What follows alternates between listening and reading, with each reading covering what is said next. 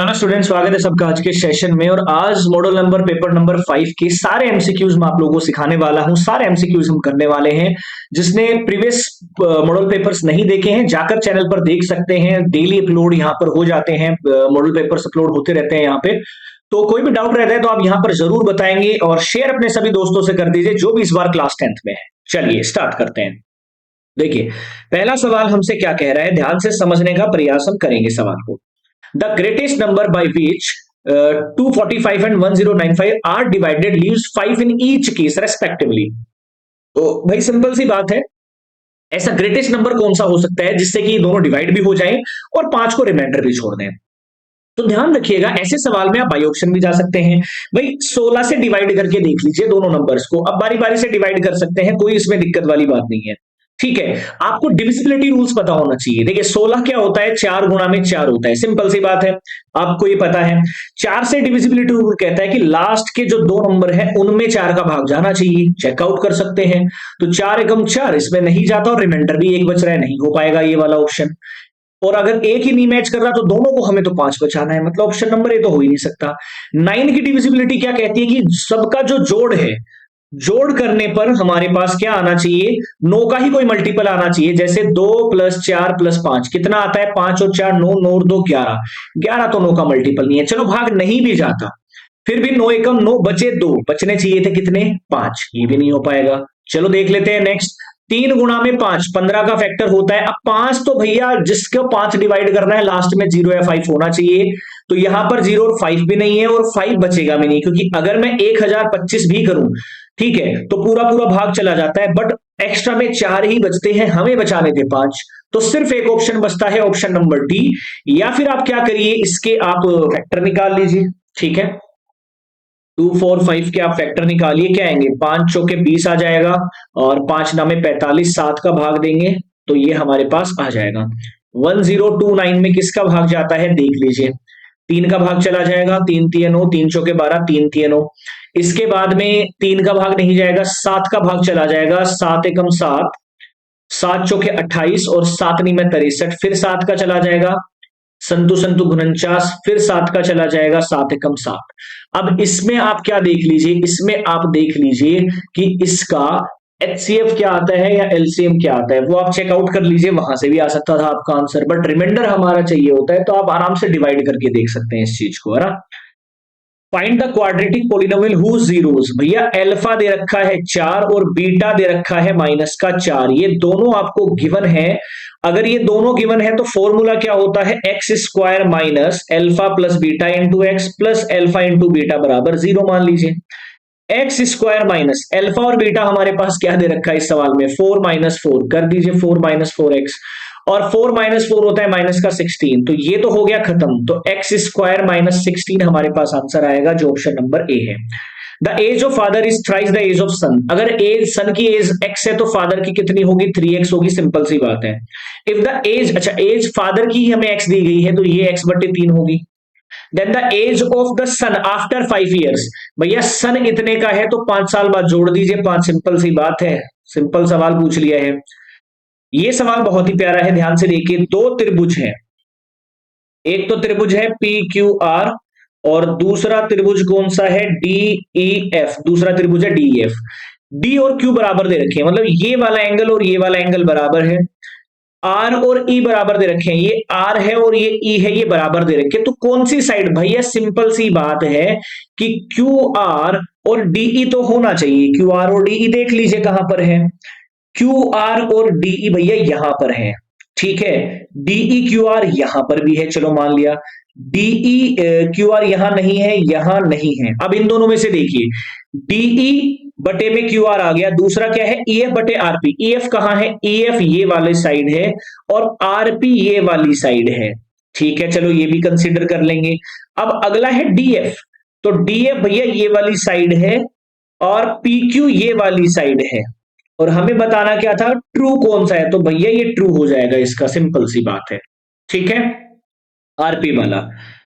If the distance between 2 points is, sorry the distance between बतानी है। पहला point है 0 और कोस थीटा, दूसरा पॉइंट है साइन थीटा और 0। ये हमारा x1 है, ये y1 है, ये x2 है, ये y2 है। ठीक है, तो x2 माइनस x1 डिस्टेंस का फॉर्मूला क्या होता है, x2 माइनस x1 का whole square, y2 minus y1 का होल स्क्वायर। ठीक है, x2 कितना है, साइन थीटा यानी कि sine square theta cos square theta क्या होता है, 1 होता है। ऑप्शन नंबर ए आ जाएगा। टेन थीटा दे रखा है भाई, सिंपल सी बात है, टेन थीटा आपको ए बटे बी दे रखा है। टेन क्या होता है, परपेंडिकुलर अपॉन में बेस होता है, सिंपल सी बात है, एज सिंपल। तो साइन थीटा क्या होगा भाई, अगर आपको परपेंडिकुलर बेस पता है तो हाइपोटेनियस तो आप निकाल ही सकते हैं, A square plus B square. Sine theta क्या होगा, साइन थीटा हो जाएगा परपेंडिकुलर अपॉन में A square plus B square. Cos theta क्या हो जाएगा, बेस अपॉन में हाइपोटेनियस होता है, मतलब बी बटे में A square plus B square. और ये दोनों वैल्यू आपको इसमें रखनी है और मुझे कमेंट करके बताना है कि कौन सा ऑप्शन जो है वो यहां से मैच हो रहा है, सिंपल सी बात है। If the height of A tower is 3 times it's shadow, एक टावर है मान लीजिए ये, और इसकी ये शैडो है, जो हाइट है ना वो कितनी टाइम्स है, 3 टाइम्स। तो अगर शैडो 1 है तो हाइट कितनी होगी, 3 होगी। और हमें ये ही बताना है यहां से। अब आप खुद देखिए एंगल ऑफ एलिवेशन, अब इसमें थोड़ा सा है ना गड़बड़ है, ये सवाल अंडर रूट 3 टाइम्स होना चाहिए, अंडर रूट 3 होगा तभी एंगल बनेगा कोई ना कोई। अब ये थीटा अगर मुझे बताना है तो थीटा क्या होता है, perpendicular upon base tan theta. तो परपेंडिकुलर है इतना, बेस है इतना, तो टेन थीटा मेरे पास है अंडर रूट 3। थीटा का मान कितना आ जाएगा, 60 डिग्री आ जाएगा, यहां से option number D.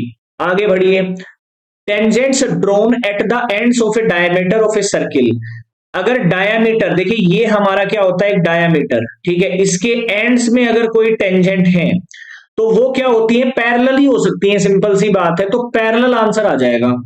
The area of the tangent triangle that can be drawn in a semicircle of radius r, तो ये सीधा सीधा हमारे पास क्या होता है, 1/2 r square.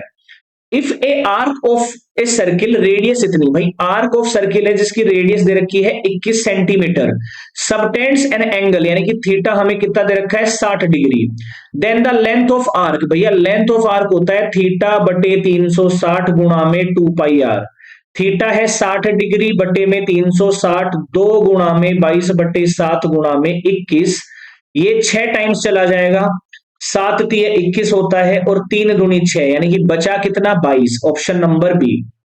If the ratio of radius of two cones, भैया दो कोन्स हैं जिनकी रेडियस का रेशियो दे रखा है 3:1, and ratio of there Heights, की हाइट्स का रेशियो दे रखा है 1:3 दे रखा है। मैंने R1 R2 H1 H2 इसलिए लिया है, पहले कोन की रेडियस R1 रख ली मैंने, दूसरे कोन की R2, पहले कोन की हाइट H1 रख ली, दूसरे कोन की हाइट H2 रख ली। Then the ratio of their volumes, भैया वॉल्यूम V1 यानी कि वॉल्यूम होती है 1/3 पाई R1 स्क्वायर H1, और दूसरे की वॉल्यूम क्या हो जाएगी, 1/3 पाई R2 स्क्वायर H2। 1/3 पाई से 1/3 पाई चला गया। R1 कितना है, 3, जिसका स्क्वायर होगा 9। H1 कितना है, 1। R2 कितना है, 1, 1 का स्क्वायर 1 गुणा में 3, यानी कि कितना मेरे पास आ गया, 9/3, और काट दूंगा तो 3/1, मतलब option number B should be the right answer. A bag contains 8 red 2 black 5 white balls. ठीक है भैया, इसमें ब्लैक बॉल कितनी है, 2 है, रेड बॉल कितनी है, 8 है, और व्हाइट बॉल कितनी है, 5 है। One ball is drawn at random. What is the probability that the ball is not black? अब लॉजिक लगाइए, वो कह रहा है कि एक बॉल आपने निकाली और वो ब्लैक नहीं है, तो वो ब्लैक नहीं है तो वो क्या हो सकती है, या तो रेड हो सकती है या व्हाइट हो सकती है। तो डायरेक्ट आंसर कैसे निकालूंगा, टोटल रेड और व्हाइट मिला के कितनी है, 13, और कुल बॉल कितनी है, 15, तो यही हमारा क्या आ जाएगा, आंसर आ जाएगा 13/15। अगला सवाल देख लीजिए, LCM and HCF of 12 and 15। Simple सी बात है, 12 के फैक्टर निकाल लो, 3 दूनी 6 और 6 दूनी 12। 15 के निकालूंगा तो 3 गुणा 5 आएगा। अब पहले एचसीएफ देख लो क्या होगा, एक तो 3 कॉमन है तो मतलब 3 ही आंसर आएगा। 3 या देखो यहां 3 नहीं है एचसीएफ में, यहां 3 नहीं है, दोनों ऑप्शन कट गए। अब एलसीएम भी देख लीजिए, एलसीएम क्या आएगा, 3 एक बार आ रहा है ले लूंगा, 2 2 बार आ रहे हैं दोनों ले लेंगे, 5 एक बार आ रहा है, तो 5 तिये 15, 15 दूनी 30 और 30 दूनी 60, यानी कि option number A should be the right answer. If alpha and beta are the zeros of, भैया ये इक्वेशन है, अल्फा और बीटा इसके जीरोज हैं, तो सबसे पहले मुझे बताइए अल्फा प्लस बीटा क्या होता है, माइनस बी बटे ए। तो बी का मान है 2, यानी कि माइनस 2 बटे ए का मान है 1।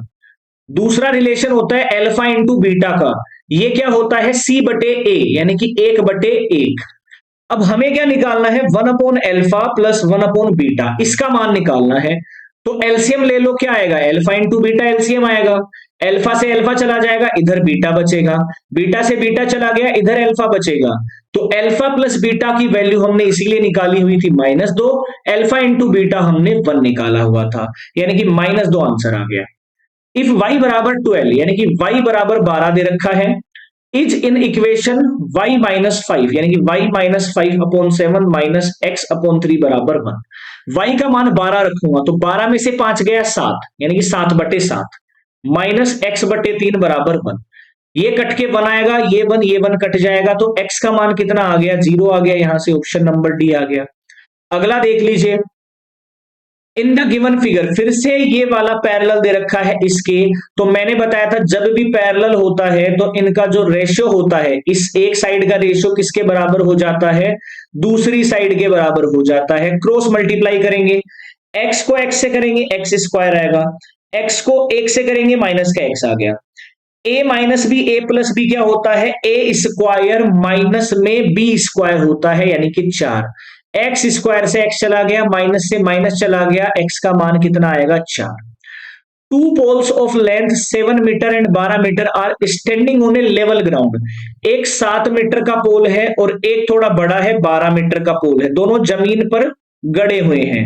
If the mutual distance from their bottom, mutual मतलब नीचे से जो उनकी दूरी है वो 12 मीटर दे रखी है और ऊपर की दूरी निकालनी है। तो भैया पहले आप है ना इसको ऐसे काट कर अलग कर सकते हैं, ये 12 है तो ये भी 12 मीटर होगी, ये इतनी सी 7 है तो ये वाली भी भैया 7 होगी, लेकिन ये टोटल कितनी थी, 12, और ये है 7, तो बचेगी कितनी, 5। अब मुझे ये गिवन है 90 डिग्री का एंगल गिवन है, ये 5 गिवन है, ये निकालना है।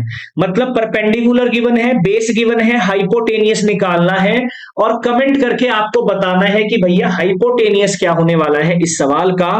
आई होप ये सारे सवाल आपको समझ में आए होंगे। शेयर सभी से कर दीजिएगा और इसको तुरंत खुद से निकाल के देख लीजिएगा। सभी सवाल बहुत इजी हैं और आराम से आप लोगों को समझ में आने वाले हैं।